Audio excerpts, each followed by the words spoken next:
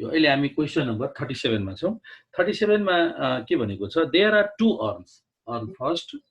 Earn second urn first contains 5 red and 6 white balls all total 11 balls and earn second contains 3 red balls and 7 white balls total 10 balls. Two balls are drawn from first turn and is transferred to second turn. Is transferred to second turn. Here the two balls are drawn from first turn and transferred to the second turn. And then त्यसपछि पनि के भनेको छ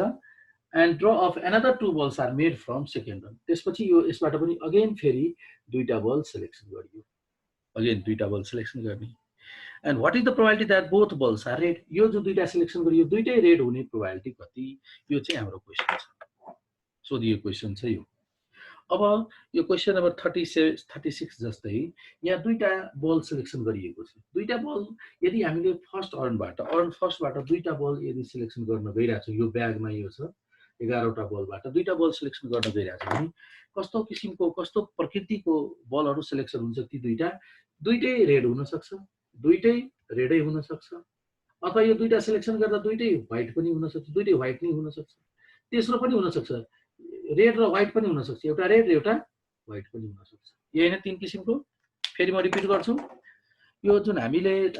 first टर्नबाट selection दुईटा बल selection गर्दा त्यसको प्रकृति कस्तो प्रकारको हुन्छ भन्दाखेरि दुईटै रेडै हुन सक्छ कि दुईटै व्हाइट नै हुन सक्छ अथवा एउटा रेड एउटा व्हाइट पनि हुन सक्छ भनेपछि कति किसिमको सम्भावित क्राइटेरिया भयो तीन किसिमको क्राइटेरिया भयो है त फर्स्टबाट यदि दुईटा सिलेक्सन गरिरहेको छौं दुईटा रेडलाई ए सपोज गरौँ दुईटा व्हाइट सिलेक्सन गरिरहेको छ त्यसलाई बी सपोज गरौँ र एउटा रेड एउटा व्हाइट पनि आउन सक्छ दुईटा सिलेक्सनमा भने त्यसलाई सी सपोज गरौँ इभेन्टलाई इभेन्ट डिफाइन गरेर एबीसी डिफाइन यसरी गरौँ ल अब हेर त लेट ए भनेको के सपोज गर्ने ए भनेको event of selecting two red balls red balls from earn first selecting अथवा ट्रान्सफरिङ लेख्दिउँ है त अब यसपछि अनि यसपछि हेरौँ यो फर्स्ट टर्नबाट ए प्रोबेबिलिटी ए कति हुन्छ प्रोबेबिलिटी ए भयो कति हुन्छ यसबाट रेडको प्रोबेबिलिटी रेड दुईटै रेड आयो मानौ दुईटै रेड आयो भने रेडबाट दुईटै आयो भने कति हुन्छ Na upon ns ns भनेको 11 बाट दुईटा 11c2 र na भनेको ए भनेको दुईटै रेडबाट 5c2 यसको यो भयो ए को प्रोबेबिलिटी र यसको क्याल्कुलेसन गर्न सक्छौं ए को भयो यसैगरी यहाँबाट दुईटै रेडै हुन्छ भन्ने छैन दुईटा व्हाइट पनि आउन सक्छ त दुईटा व्हाइटलाई हामीले बी सपोज गरौँ अब इभेन्ट बी सपोज गरौँ त यो नोट गरिसक्यौ अब event be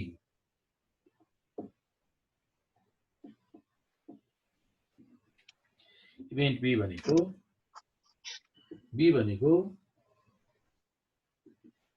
event of selecting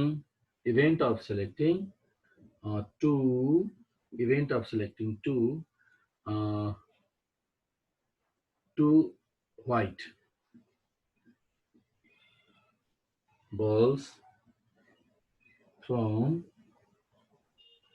earn first दुईटा व्हाइट बल सिलेक्सन गर्ने अर्न फर्स्टबाट त अब प्रोबेबिलिटी बी त्यसो भए कति भयो NB upon NS त 11C2 र B भनेको दुईटै व्हाइट 6C2 यसरी क्याल्कुलेसन यसैगरी AB त भयो अब C इभेन्ट डिफाइन गरौँ तेस्रो इभेन्ट के पोसिबिलिटी छ यहाँनिर दुईटा व्हाइट पनि हुन सक्छ अब एउटा रेड एउटा व्हाइट पनि सिलेक्सन हुन सक्छ त्यही भएर सी डिफाइन गरौँ त सी भनेको event of selecting one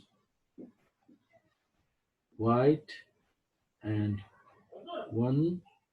red balls balls from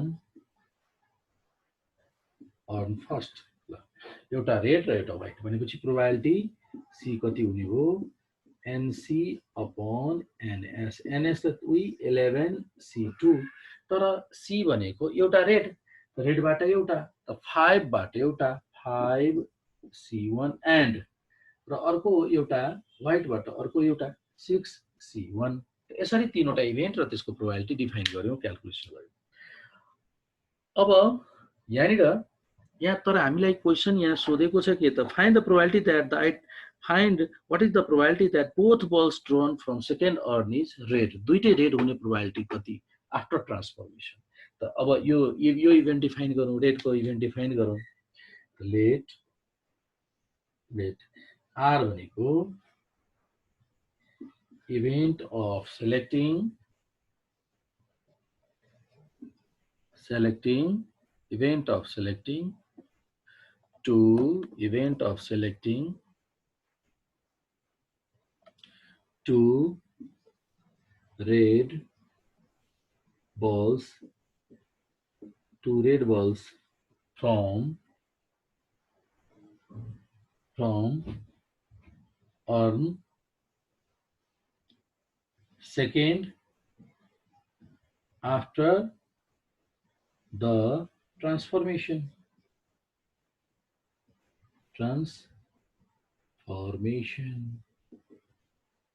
after the transformation। ल आर डाइरेक्ट त सिलेक्सन गर्न मिल्दैन, दुईटा ट्रान्सफर भएको हिसाबले मात्र सिलेक्सन गर्न मिल्छ। त फर्स्टबाट अब हेर यो फर्स्ट अर्नबाट सपोज गरौँ फर्स्ट अर्नबाट दुईटा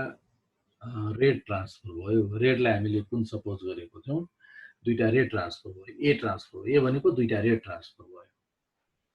त्यसमा के भयो +2 भइदियो, रेड थप्यो। त्यसो भए यहाँ पनि +2 भइदिन्छ, 5 र 7 12वटा सपोज गरौँ रेड ट्रान्सफर भयो। यो भनेको के भयो प्रोबेबिलिटी आर गिभेन ए भनेको रेडको प्रोबेबिलिटी सेकेन्डबाट सिलेक्सन गरौँ तर रेड ट्रान्सफर भइसकेपछि मात्र। गिभेन दैट रेड ट्रान्सफर भइसकेपछि अब रेडको प्रोबेबिलिटी कति हो? अब रेडको प्रोबेबिलिटी 3 to 5 अपन टोटल 12। तर एउटा बल सिलेक्सन गर्नु छैन, यहाँ कतिवटा सिलेक्सन गरिरहेका छौँ दुईवटा, त्यही भएर कम्बिनेसन युज गर्नुपर्ने हुन्छ C2 र C2। यो पनि भयो। यसै गरी रेडै आउँछ भने छैन, मानौ रेड होइन अहिले ट्रान्सफर गरियो व्हाइट। अहिले यहाँ के ट्रान्सफर भयो त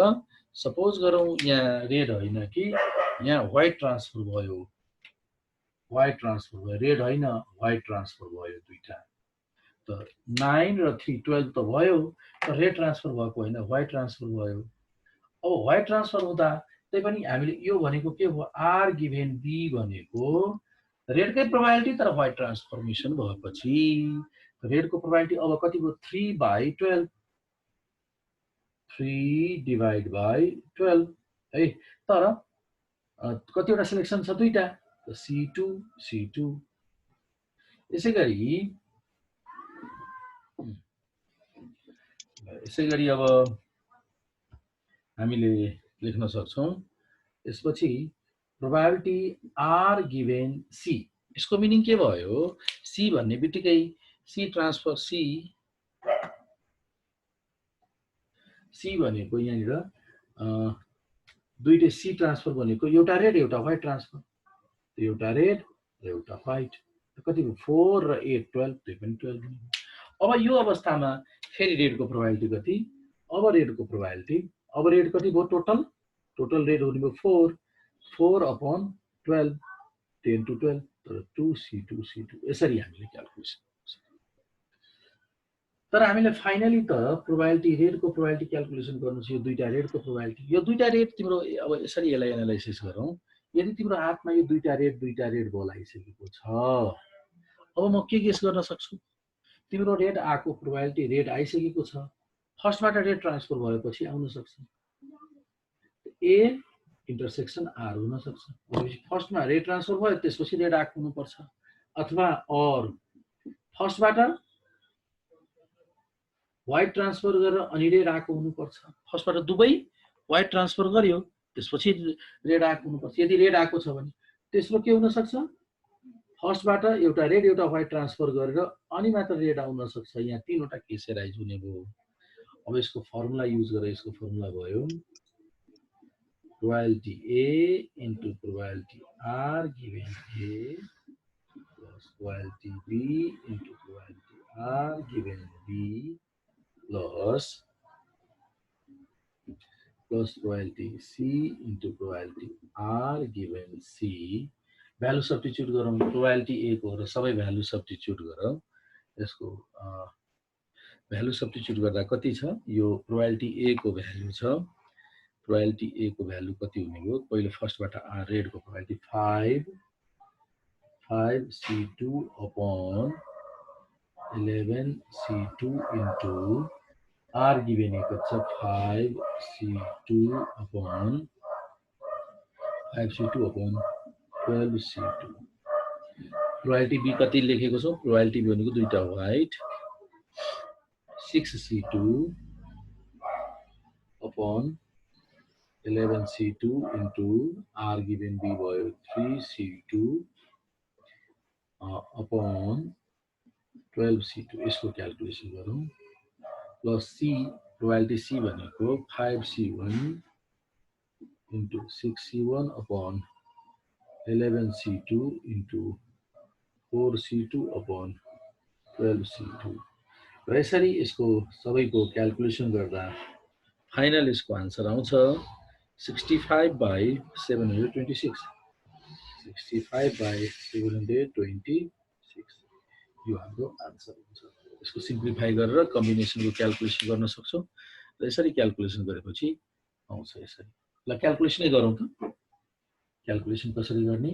हेर माथि क्याल्कुलेसन गरौँ क्याल्कुलेसन गर्दा कति भयो 5C2 भनेको 5 4 जा 20 5 4 जा 20 डिवाइड बाइ 2 10 अपॉन 11 C2 भनेको 11 10 जा 110 11 110 को आदि 55 into 5 C2 भनेको अगेन 10 into 12 C2 भनेको 12 into 11 66 12 into 11 divided by 2 66 यसै गरी यसको 6C2 भनेको 6 5 30 15 आदि गर्दिने 11C2 भनेपछि 55 into 3C2 भनेको 3 upon 66 plus 5C1 is 30 upon 11C2 भनेको 55 into 4C2 भनेको 4 × 12 6 upon 11 12C2 भनेको 66 यसरी क्याल्कुलेसन गर्न सक्छौं अनि कति भयो 10 10 जा 100 plus 45 plus 180 upon 55 into 66 सबैको एलसिएम 55 into 66 एड गर त कति आउँछ एडिसन गर त एडिसन गर 125 divided by 3630 125 divided by 325 divided by 3630 55 into 66 ल अब क्यान्सल गर त क्यान्सल गर्दा 5 ले क्यान्सल गर 5 ले 11 5 ले 5 6 5 5 65 भयो हैन अनि फाइनली आन्सर कति भयो 65 upon 726 यो भयो हाम्रो आन्सर ल त तीनवटा मेसिन दिएको क्वेशन नम्बर 38 मा तीनवटा मेसिन छ जस्ट तीनवटा मेसिनले टोटल प्रोडक्सन गरेको छ 100% प्रोडक्सन मध्ये 50% चाहिँ मेसिन ए ले प्रोडक्सन गरेको छ यो 50% ए ले प्रोडक्सन गरेको छ 30% मेसिन बी ले प्रोडक्सन गरेको छ क्वेशन अनुसार र बाँकी 20% सी ले गरेको छ है अब हेर पर्सेन्टेज अफ डिफेक्टिभ आउटपुट तीनटैले डिफेक्टिभ प्रोडक्सन गरेको छ ए ले पनि डिफेक्टिभ प्रोडक्सन गर्छ बी ले पनि ए को कति ए ले कति पर्सेन्ट आफ्नो टोटलको 3% ए ले प्रोडक्सन गर्छ बी ले टोटलको यो डिफेक्टिभ है यो डी हो रेड कलरको डी 4% आफ्नो टोटलको 4% बी ले डिफेक्टिभ प्रोडक्सन गर्छ बी को डिफेक्टिभ यो भयो र सी को डिफेक्टिभ हो टोटल डिफेक्टिभ हो तिनटैमा छ, त्यही भएर तिनटैको लेख्यौँ। अनि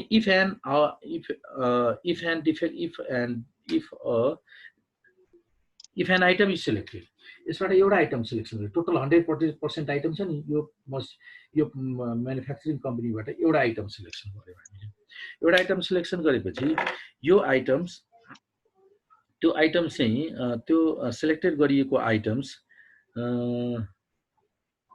सिलेक्सन गरिएको items, if item selected find the probability the item is defective, यो जुन सिलेक्सन गरेको छौँ नि यो डिफेक्टिभ हुन सक्छ, त्यसको प्रोबेबिलिटी कति।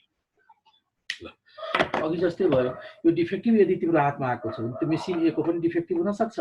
त्यो डिफेक्टिभ आइटम्स मेसिन बी को पनि डिफेक्टिभ हुन सक्छ, अर मेसिन सी को पनि डिफेक्टिभ हुन सक्छ। ल रफ आइडिया हेर त, यो चाहिँ के हुन सक्छ, यो डिफेक्टिभ चाहिँ के हुन सक्छ, मेसिन ए को पनि डिफेक्टिभ हुन सक्छ, अर यो डिफेक्टिभ जुन तिम्रो हातमा आएको छ त्यो मेसिन बी को पनि डिफेक्टिभ हुन सक्छ, अर मेसिन सी बाट आएको पनि डिफेक्टिभ आइटम हुन सक्छ, तीन किसिमको डिफेक्टिभ हुन सक्छ। यसलाई हामीले यसरी डिफाइन गर्छौँ, let A, B and C be the events that the selected item is produced by machine A, B and C respectively. त्यसमा प्रोबेबिलिटी ए कति हुने भयो, प्रोबेबिलिटी ए छ हाम्रो यहाँनिर 50%, 50% भनेपछि 0.50, प्रोबेबिलिटी बी 30%, 0.30, प्रोबेबिलिटी सी दिएको छ 20%, 0.20। अब डिफेक्टिभको पनि इभेन्ट डिफाइन गरौँ, लेट अब डिफेक्टिभ डी डिफाइन गरौँ त, लेट डी भनेको event that the selected item is defective, र हामीलाई प्रोबेबिलिटी डी क्याल्कुलेसन गर्नु छ। डिफेक्टिभ पनि दिइरहेछ, डी गिभेन ए कति दिएको छ, डी गिभेन ए 3% छ। अब हेर त यहाँ माथि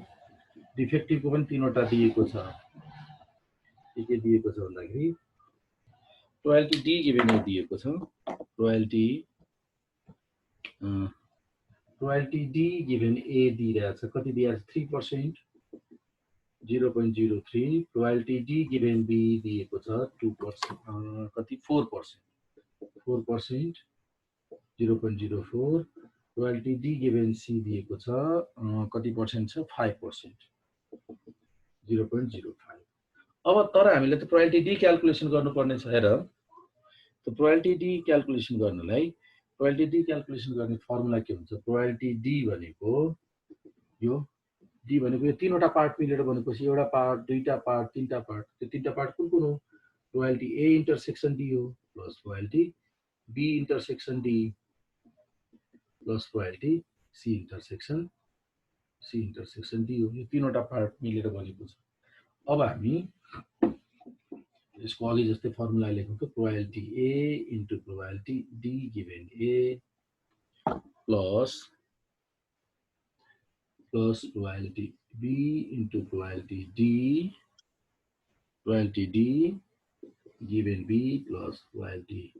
C into probability D given C. अब भ्यालु सब्स्टिट्युट गरौँ त, प्रोबेबिलिटी ए कति छ हाम्रो, हामीसँग 0.5, त्यसपछि डी गिभेन ए दिएको छ 0.03 प्लस प्रोबेबिलिटी बी कति दिएको छ हामीसँग, एकचोटि फेरि हेरौँ त क्वेसनमा, 0.30 into probability D given B दिएको छ 0.04 प्लस प्रोबेबिलिटी सी हामीसँग एभाइलेबल छ 20%, 0.20 into probability D given C 0.05। र यसको क्याल्कुलेसन गर्दा हाम्रो आन्सर आउँछ 0.07, यो हो हाम्रो आन्सर। बुझ्यो त सबैजना?